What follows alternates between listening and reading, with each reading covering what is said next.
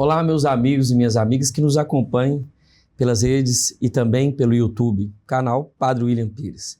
É uma alegria hoje nós estarmos juntos e nós vamos hoje receber o Dr. Tiago, um grande amigo que estará conosco hoje nesse tema da vida de oração. Ele me presenteou com um livro e, através desse tema do livro de São José Maria Escrivá, ele escreveu este livro e é uma inspiração que vai também nesse bate-papo nos ajudar como nós devemos nos comportar como cristãos e o nosso cotidiano. Então, Tiago, seja muito bem-vindo ao nosso podcast.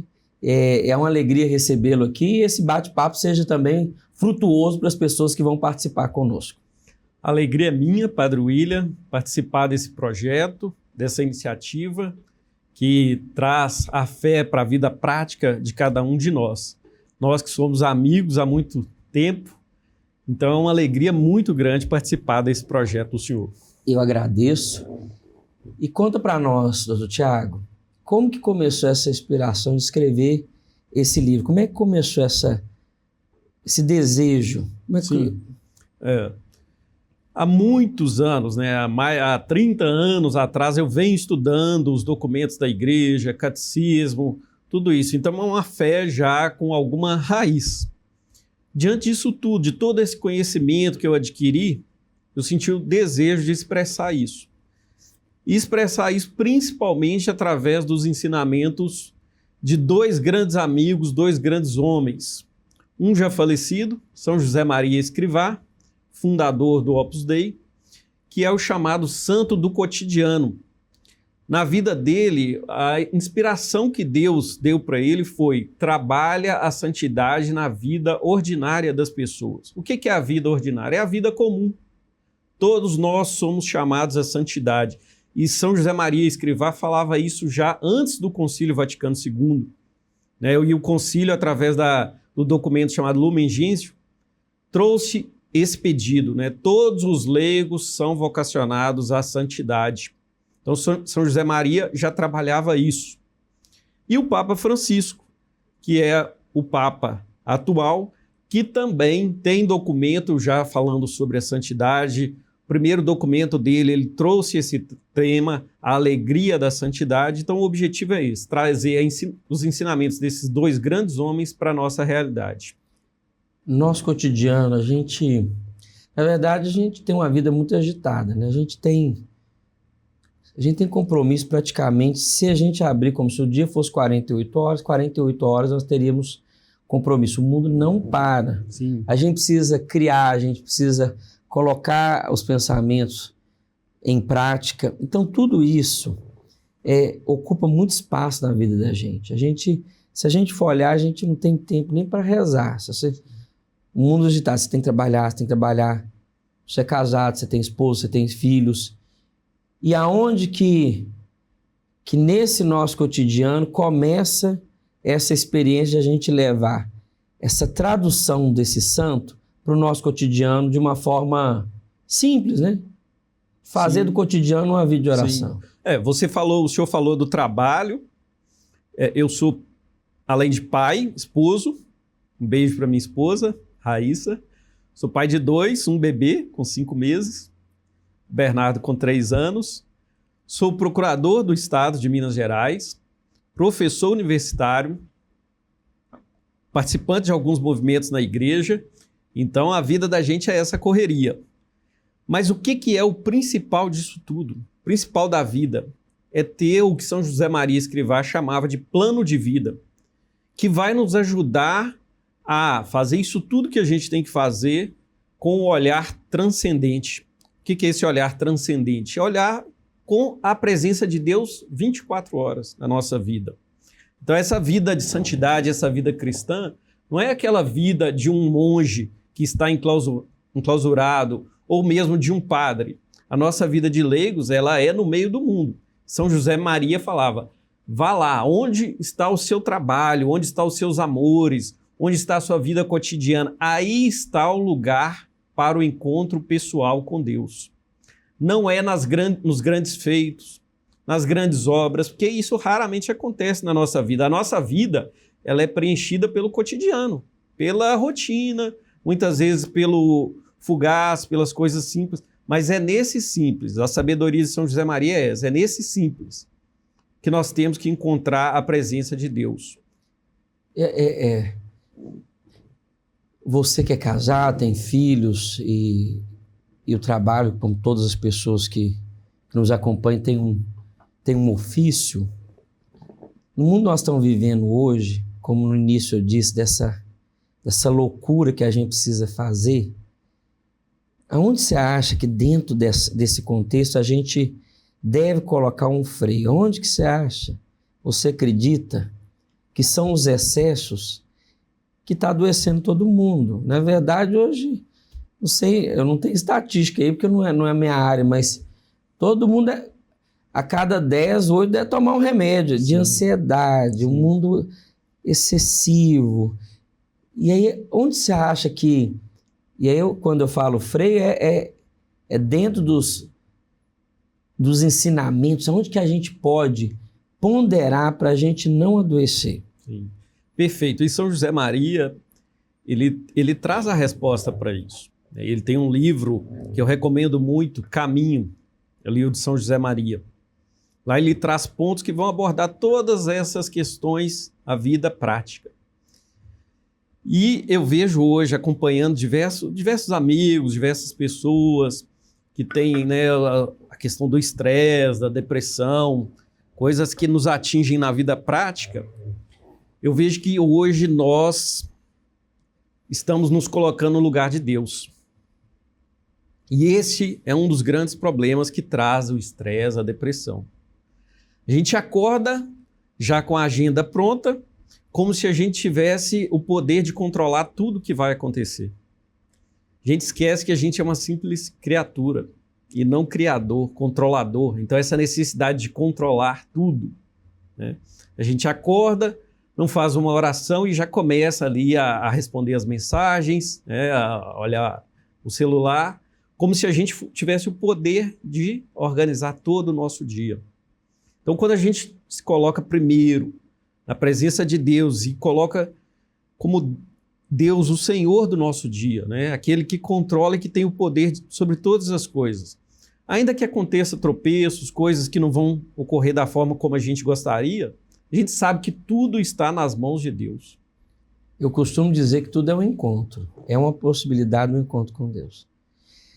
Às vezes a gente acha que acontece algumas coisas conosco no dia a dia que não faz parte do meu projeto, não é do meu sonho.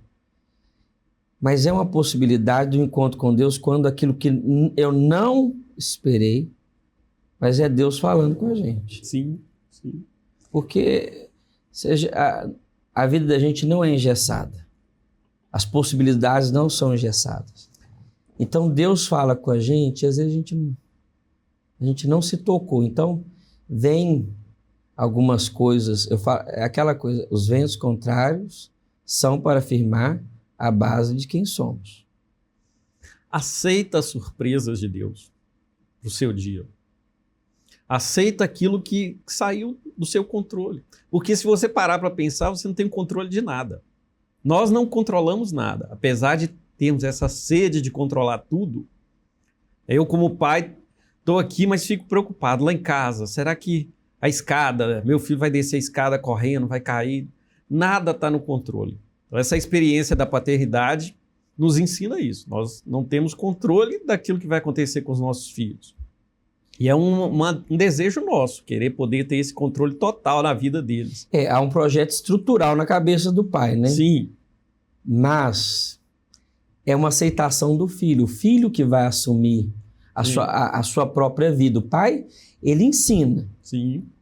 Os primeiros passos. Como dar os primeiros passos? O pai ensina. Nós, cristãos católicos, o pai, a criança nasce, qual que é o primeiro desejo? Que ele se torne cristão. Sim. Pelo batismo. Sim. É o primeiro sonho que o pai, ensinando ele os primeiros passos. O que ele há de fazer com isso, Sim.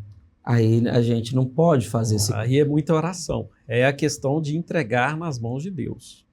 Por que os santos, mesmo com todos os problemas, né?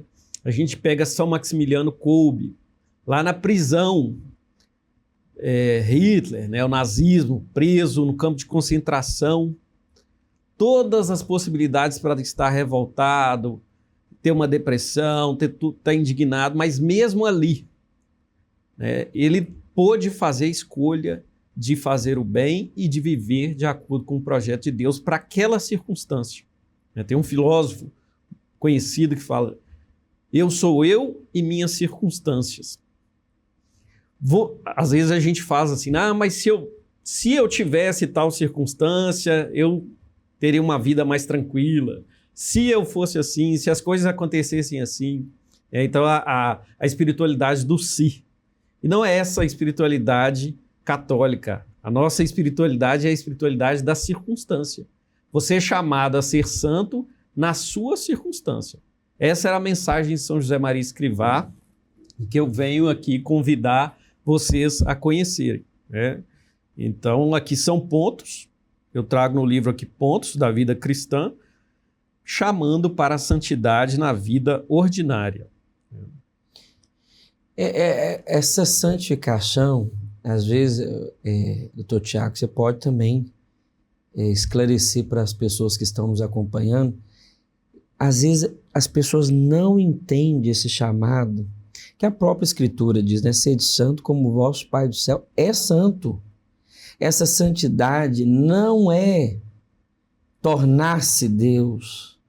Ela é fragmento do que Deus é. Porque quem somos nós para chegar aqui nessa terra, nessa totalidade? Jamais. É impossível. Mas esse sonho, esse desejo dessa santidade, essa busca sadia, sem precisar, como diz, matar ninguém, pisar em ninguém, são os degraus que nós vamos subindo de santidade, que nos ensina esse respeito, esse amor. Nesse meu cotidiano, ninguém pode fazer o caminho do crescimento se não for nas pequenas coisas. Sim. E aí o senhor tocou num ponto que é fundamental da espiritualidade de São José Maria. É que São José Maria Escrivá, né, para quem não conhece, é um santo, ele bebeu numa fonte chamada Santa Teresinha do Menino Jesus, que é a espiritualidade de todas que eu já estudei muitas, conheci muitas, a mais indicada para esse tempo nosso de hoje, que é da pequena via, das pequenas coisas. Então São José Maria Escrivá, ele fazia um convite. Você no seu trabalho, na sua profissão, você que é leigo, não tem condições de rezar uma quantidade grande, missa diária, de repente não dá, é o ideal, mas não dá. Mas você no seu trabalho é um instrumento para a santidade. O seu trabalho, a sua família, aí onde está o seu coração, onde está a sua vida. E como fazer isso na prática? É fazendo o seu trabalho com amor e sempre pensando em Deus. Sempre pensando que você está oferecendo aquele trabalho para Deus. É isso. Um médico vai fazer uma cirurgia, ele faz com a melhor competência que ele pode fazer. Uma empregada doméstica limpa a casa, mesmo às vezes injustiçada, com a remuneração que não é justa, mas ofereça esse sacrifício para Deus. É isso a santidade nas pequenas coisas. A pequena via, ela, como diz, é um método que acolheu o mundo, né? Hoje você vê que as pessoas, você fala Santa Teresinha, você imagina que ela no seu cotidiano, da forma que ela viveu ali, né, no Carmelo, ela traz a experiência que nas pequenas coisas, bem feitas, você é capaz de chegar à santidade. E principalmente naquelas coisas que nos aborrecem. Santa Teresinha vivia no Carmelo e lá tinha diversas freiras que aborreciam mesmo. Não é porque está lá no Carmelo é uma vida só de paz, né? Então tinha aquelas irmãs que pegavam no pé, fazia fofoca, intriga. E aí Santa Teresinha falava, esses são os instrumentos para a minha santificação. Se não fossem essas pessoas na minha vida, dificilmente eu alcançaria a santidade. Todos nós temos alguém que a gente vai fazer a via de santificação. Isso é impossível, seja no trabalho, seja... É a cruz que você tem que carregar. Na medida que me leva à salvação. Sim, porque você tem duas opções. Aquela pessoa, pode ser que ela vá conviver com você, até mesmo o marido ou a esposa, um filho problemático, um colega de trabalho, ela vai conviver com você. Aí você tem a opção, eu vou levar oferecendo isso com amor para Jesus Cristo ou vou me aborrecer todos os dias. Aí você vai ter a opção para escolher, né? E a gente não vai ter outro... A gente tem que fazer o caminho de traduzir sofrimento, perda, as desilusões que vivemos, a gente tem que traduzir isso numa coisa fácil de entendimento. Fácil de entendimento não significa que é uma coisa simplória. Significa que há uma elaboração tão bem feita que eu vou traduzir aquilo que eu estou vivendo, o sofrimento que eu vi, porque todo mundo tem um sofrimento, tem um drama, em uma atitude reta, simples. Às vezes você fala, por que eu amo? Porque eu fiz um caminho cristão que ele primeiro nos amou. E nos amou da forma que somos. Só que ele nos exige todo dia algo a mais. Ele exige que a gente vai sendo lapidado mesmo pelo dom da fé. A fé vai traduzindo todo o sofrimento que nós vivemos e os dramas em uma atitude. Eu preciso fazer esse caminho. É lógico que não existe receita pronta. Sim. Até porque nós não somos robôs. Né? Vem a inteligência artificial aí, e a inteligência artificial é robô, e o ser humano não nasce pronto. E essas pessoas que são os problemas, que são as dificuldades, ou mesmo a dor, a doença, que é inevitável. O sofrimento é inevitável. Todos nós sofreremos. Talvez já tenhamos passado por um sofrimento grande, mas em algum momento todos nós passaremos pelo sofrimento. E a escolha é como vou viver esse sofrimento. Essa é a diferença dos santos. Escolheram viver o sofrimento com amor, seguindo o exemplo maior de nosso Senhor Jesus Cristo. Levar essa carga, que às vezes é muito pesada mesmo, mas oferecendo para a conversão de um filho, de um esposo, de uma esposa, oferecer esse sacrifício. A santidade é isso. Santidade é na sua circunstância. Onde você está ali no seu trabalho, você ser um sal da terra, luz do mundo.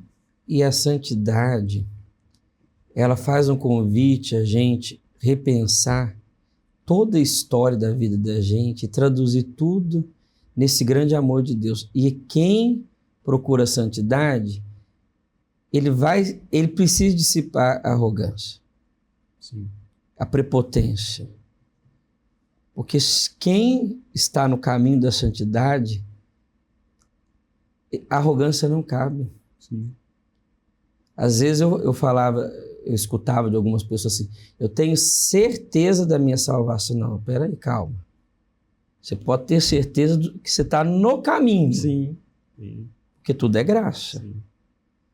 E busca contínua, né? É graça de Deus e esforço humano. Você não tem certeza da sua salvação. Você tem certeza que você foi criado para a salvação do seu caminho. Mas é muita prepotência você acreditar que você já está salvo. A santidade, ela é diária. Às vezes tem retrocesso, né? Nosso ser humano. A gente cai. E o Papa Francisco fala: nunca se canse de pedir perdão a Deus. Deus nunca cansa de perdoar. A misericórdia de Deus é infinita. Às vezes a gente é que cansa de pedir a misericórdia de Deus. Né? Cada uma, hoje em dia, também assim, eu vejo muita gente, principalmente pelas redes sociais, julgando a vida do outro. Né? E isso é uma atitude que é contrária à atitude da santidade. Fulano é do mal, ele é A ou B, a questão política é de esquerda, é de direita. Isso não convém a quem está buscando a santidade, julgar o outro. Porque cada um tem história, cada um de nós tem uma história. Eu vejo que as pessoas passaram do plano de ser...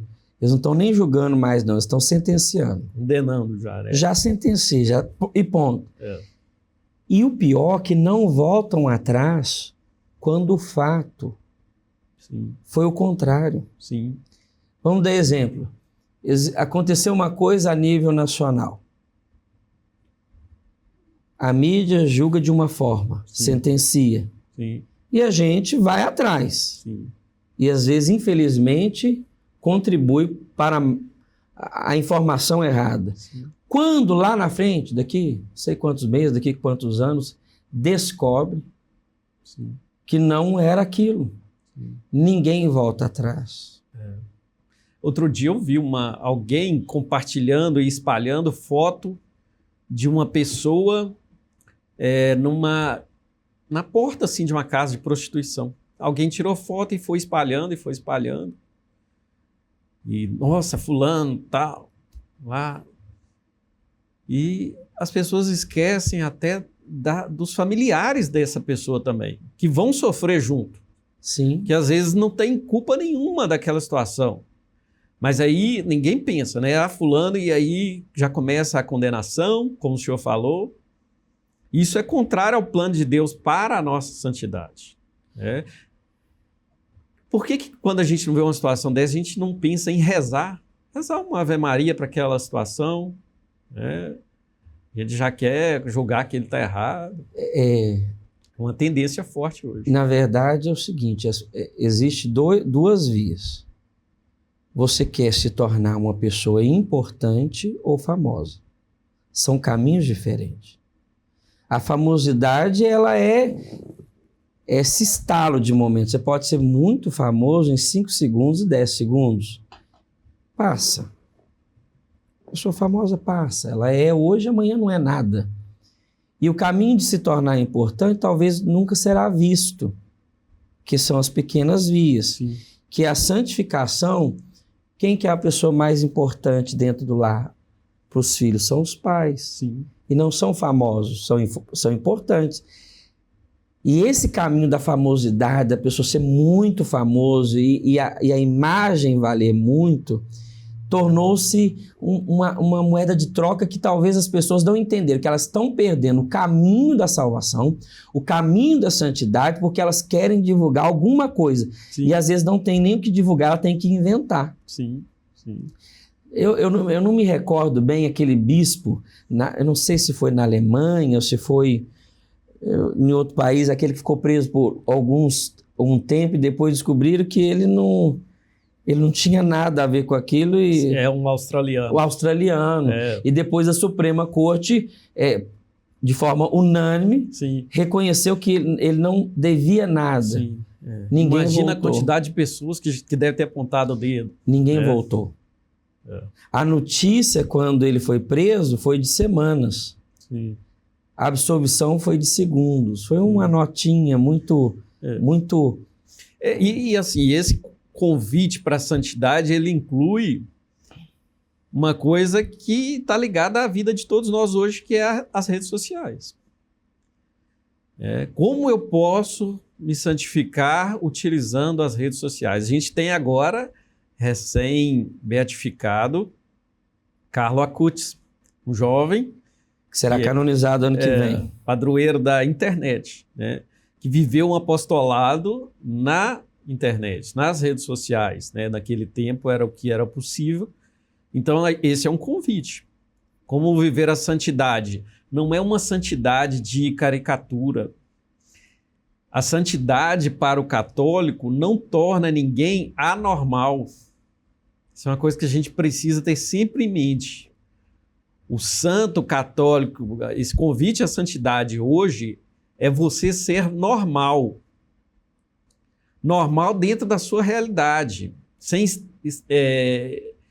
aberrações. Não é o fato de ter um cordão com a cruz pendurado, de andar com uma determinada roupa, que isso que vai fazer a santidade. A santidade é fazer as pequenas coisas com amor. Todas as pequenas coisas com amor. Desde lavar uma vasilha, muitas vezes a gente não tem opção, você vai ter que lavar a vasilha. Muitas vezes eu não tenho opção, eu vou ter que deixar uma coisa importante que eu tenho que fazer para ficar com meu filho, que é importante. Eu posso escolher fazer isso com amor ou com raiva. E a gente vai ter que fazer esse percurso, desse caminho. E aí você fala das redes, a gente tem que fazer uma evangelização séria. Sim. Onde que a pessoa possa compreender que a santidade, ela é uma vocação de todos os batizados. Todos. Você foi batizado, você é convidado Sim, à santidade. Santidade.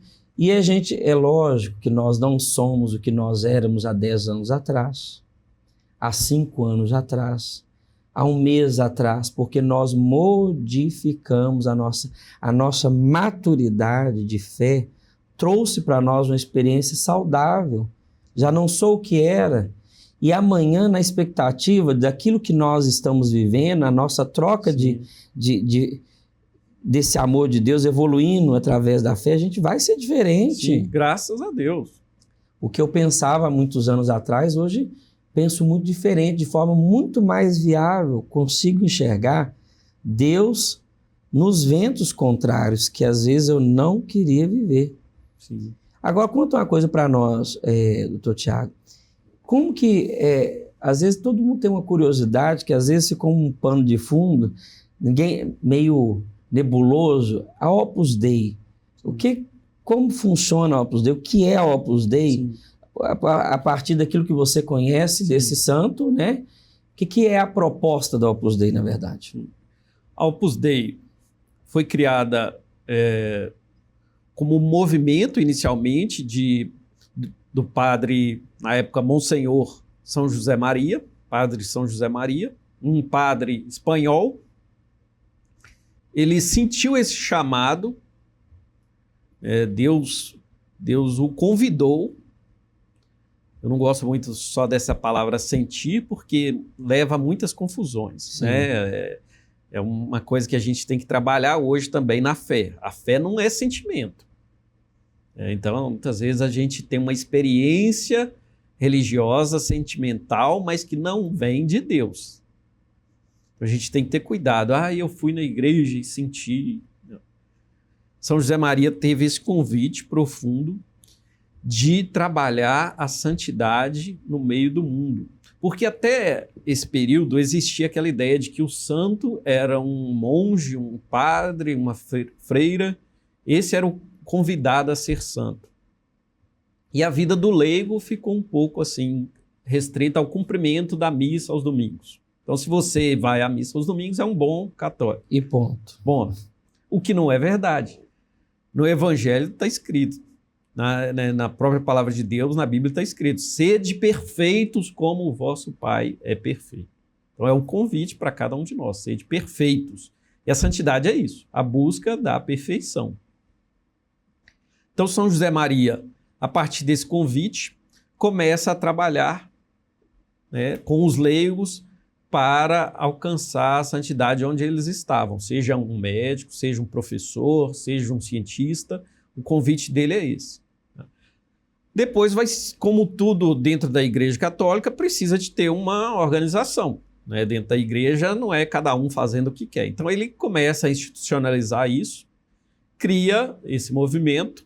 Que é isso que ano, mais ou menos 1900. O chamado é mais ou menos década de 30. Tá? E aí a institucionalização vem depois, aos poucos. E é criada uma prelazia vinculada a Roma, recebe autorização, os estatutos recebem autorização do Papa. Hoje,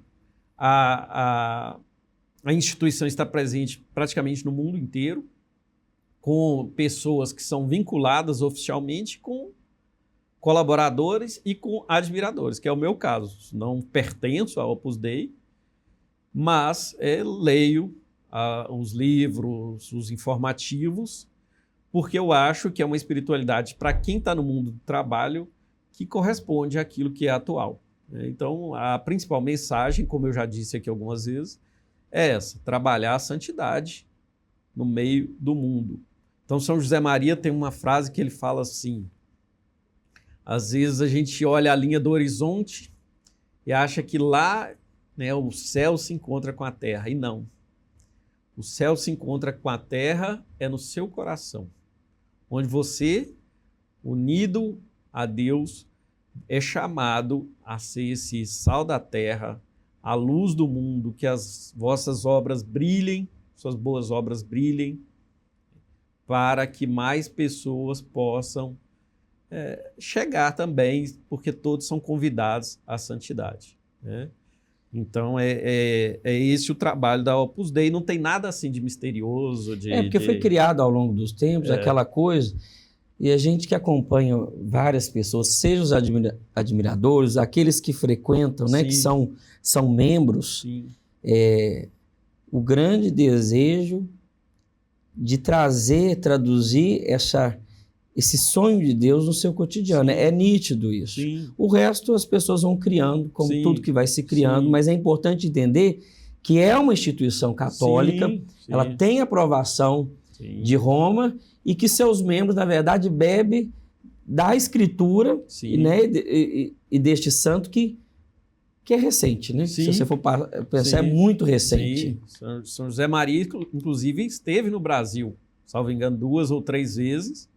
Veio, os vídeos dele estão no YouTube, né? Então a gente tem acesso aos livros, recomendo muito, Caminho, Suco e Forja, 3 livros fantásticos, São José Maria, que realmente, se você fizer uma leitura meditada, vai mudar a sua vida. Isso aí é sem dúvida, tá? Alguns pontos, até trazendo aqui para a nossa reflexão, essa questão da santidade na vida cotidiana. Trabalha com alegria, com paz, com presença de Deus. Dessa maneira, além disso, realizarás a tua tarefa com bom senso. Mesmo que o cansaço te esgote, chegarás ao fim. Acabá-las bem, e as tuas obras agradarão a Deus. Trabalha bem. É bom o pessoal entender isso. Não finge trabalhar, não. Sim. Tem que trabalhar, porque o trabalho vai além do que recebemos. Além. Ele como dizer, ele é um ponto. Receber é o ponto que precisamos, mas ele vai além. Sim. É porque, como a gente estava dizendo, a maioria de nós tem que trabalhar. E aí, como você vai trabalhar? Com um sorriso no rosto? Ainda que a carga esteja pesadíssima, com o Espírito Santo, com amor, ou com raiva, com ódio. É a escolha. Trabalhar, a gente tem que trabalhar. Todos os dias eu recebo lá uma quantidade grande de processo para fazer. Eu posso fazer isso com raiva e vou continuar fazendo com raiva, ou posso fazer com amor. Se precisa fazer, a gente já sabe o caminho. Se não tem outro recurso... A gente que tem essa graça da consciência no Espírito, né, que o Espírito Santo fala com a gente no sentido de retidão. Sim. A gente não tem outro caminho. Só existe um caminho, na verdade, né? É a gente que quer voltar atrás de vez em quando. E traduzindo isso na prática, né? Então vamos lá. Como que a gente pode ser santo? Aquele santo... Inclusive, São José Maria falava assim, queira ser um santo daquele canonizável. Para quem não conhece, tem a história de um brasileiro que faleceu, salvo engano, em 2004. Tem um processo de canonização dele, Marcelo Câmara. Alguns conhecem como Marcelinho. Com 20 e pouco, cursou Direito, conheceu a Opus Dei, conheceu outros movimentos católicos, formou-se em Direito, passou num concurso, promotor de justiça, teve um câncer, teve um AVC e viveu a santidade. Nada extraordinário na vida dele, mas fez tudo que fazia com amor. Então, como que o senhor, eu aqui queria fazer uma pergunta para o senhor, como viver essa santidade, qual é a visão da igreja, viver essa santidade no dia a dia? No dia a dia, a gente vai viver essa santidade, na palavra. O cristão precisa estar na palavra. Para nós cristãos católicos, palavra, Eucaristia e os sacramentos em dia. Não tem outro caminho. E o homem que ele traduz toda a sua vida através da palavra da Eucaristia, o resto tudo vai. É impossível um homem que vive a Eucaristia ser o contrário do sonho de Deus. É impossível. Porque você vai traduzir o santo sacrifício para o seu cotidiano. É impossível. O homem que frequenta a Santa Missa, ele já está no caminho. E as outras coisas vão se acrescentando, mas não tem outro. O ponto de santidade para nós cristãos católicos parte da Eucaristia. Não tem outro fundamento. Sim. Porque a palavra vai estar na Eucaristia. Sim. Você já tem tudo ali. Ah, mas eu não sou muito de ir à igreja. Espera aí. Você é impossibilitado. Ponto. Deixa eu interromper o senhor. Esses dias eu estava no clube, um amigo virou: Tiago, cara, eu não consigo gostar de ir na missa, cara. Eu me acho um bom cristão, mas eu não consigo gostar de ir na missa. Aí eu falei assim com ele: gostar? Você não gosta? Rapaz, nós somos adultos. O adulto é justamente aquela pessoa que faz mesmo sem gostar. Meu filho de 3 anos, eu já estou trabalhando para ele fazer as coisas mesmo sem gostar. Tem dia que ele não quer ir para aula de tênis. Eu trabalho nele para a gente ir, faz tênis para a gente ir mesmo sem gostar. Agora, um adulto falar que não vai na missa porque não gosta, porque não está com vontade, precisa de amadurecer.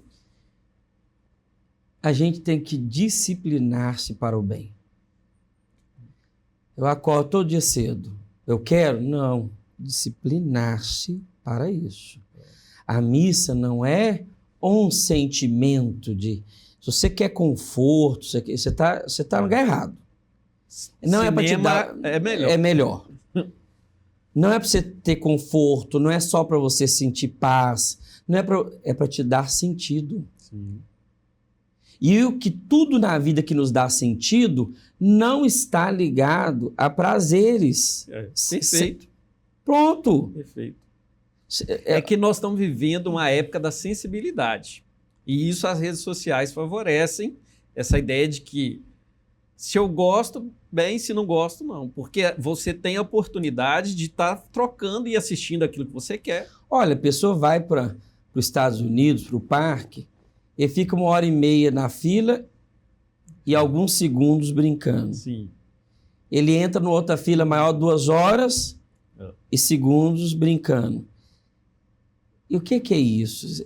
Por algo maior, ele faz um sacrifício, porque, na verdade, está 2 horas dentro de um sacrifício por algo que ele acha que é importante.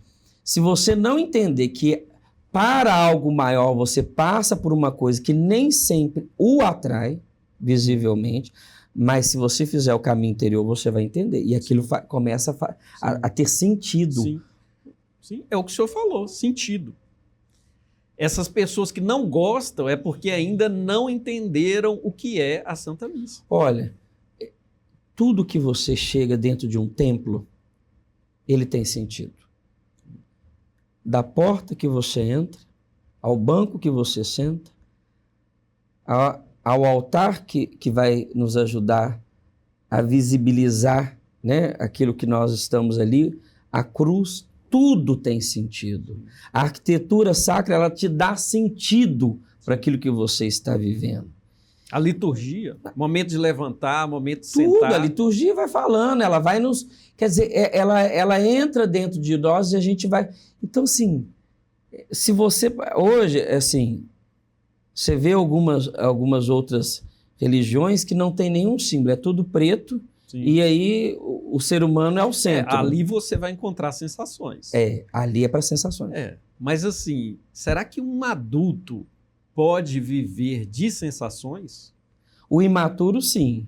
Será que não é isso que está adoecendo essa sociedade, querer tanto viver de sensações, de sentimento?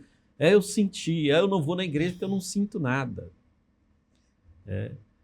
E aí você tem que buscar lugares incansavelmente onde você vai ter sensações. Você quer show. Você quer... Porque o templo tem tantos símbolos e quando a gente pensa em casamento, batizar, tudo tem símbolo. Sim. Todo sacramento é revestido de um símbolo externo que nos leva a algo eterno.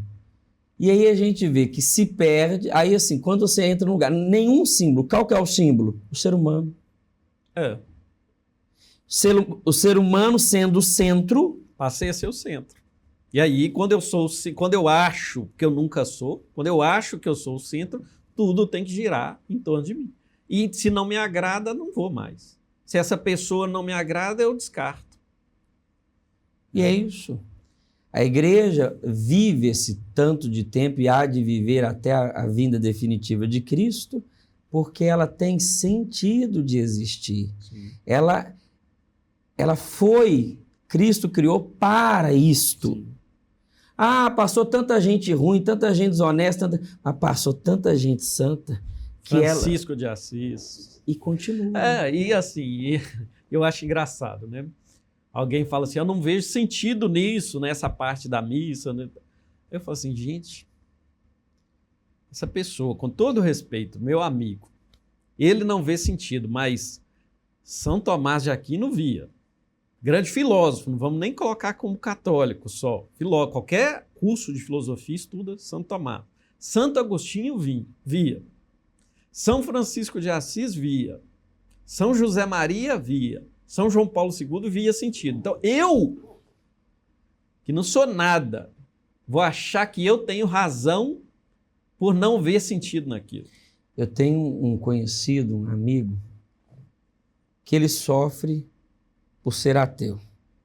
Ele tenta, mas ele... E sofre por outros sofrimentos. E ele dizia para mim o seguinte,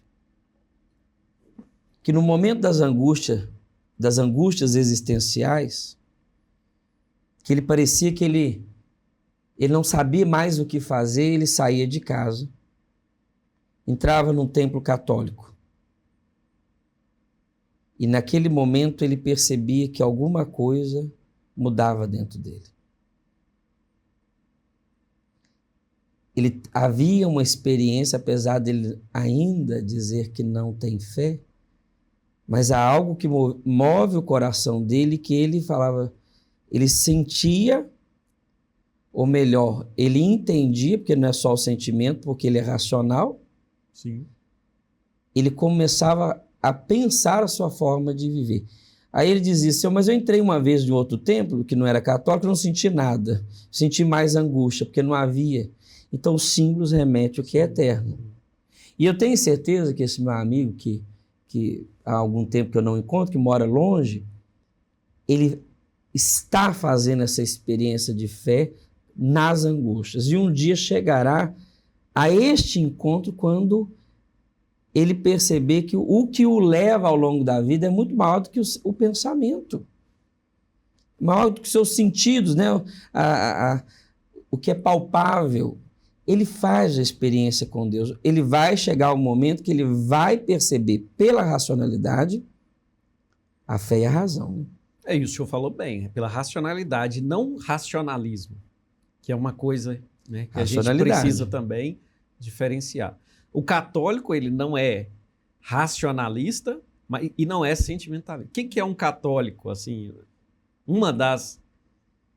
a fé do católico é uma fé que não é sentimental. E que bem provável que uma experiência sentimental não seja uma experiência profunda de fé. Em alguns momentos da nossa vida, Deus até permite uma experiência sentimental. Mas isso não pode ser aquilo que sustenta a nossa fé. Não. Porque senão você vai ficando também, em termos de fé, buscando experiências. E aí você não vai encontrar essas experiências e vai, né, igual alguns fazem, muda de religião, começa a frequentar até outros meios de religião, de busca, porque nós temos essa sede do transcendente. Eu falo por mim mesmo. Às vezes a pessoa fala assim, o seu chamado, se você viu alguma coisa, você percebeu alguma coisa, né? Porque tem gente que tem visão, sonha, Sim. eu não tenho nada. E é raro ter. É raro que essas experiências de visão, assim, quando alguém aparece com uma ideia dessa, a igreja sempre fica um pé atrás. Olha, eu sou filho de pais luteranos. Uhum. A minha fé até a morte dos meus pais é luterana. Uhum. A minha fé católica nasce com a minha avó. Então, esse caminho... Aí, quando eu percebo que havia algo maior para eu responder a Deus deste mundo, eu não vi nada, não sonhei com nada. Eu percebi o caminho. Era um caminho que eu percebi que não era só de agrado a mim mesmo, mas era uma resposta a Deus. Sim. Não vi nada, não sonhei com nada. Ninguém falou para mim que ia. Pelo contrário, muita gente falava, alguns falam assim, Isso é normal. Eu não vejo que você tem cara de padre, não vejo que você tem... Mas não tem que ter cara, tem que ter... Bom. E que bom. Que bom. Porque a maioria que tem cara não chega ao fim. É bom que as pessoas... O que diferencia, né, desde os primeiros cristãos, o que diferenciava um cristão do... Eles comiam as mesmas coisas que todo mundo comia, festejava do mesmo jeito, tinha os mesmos sofrimentos. Sim. Então, isso é um católico. Mas o que os primeiros cristãos, as pessoas que não eram cristãs, percebiam? Vejam como eles se amam.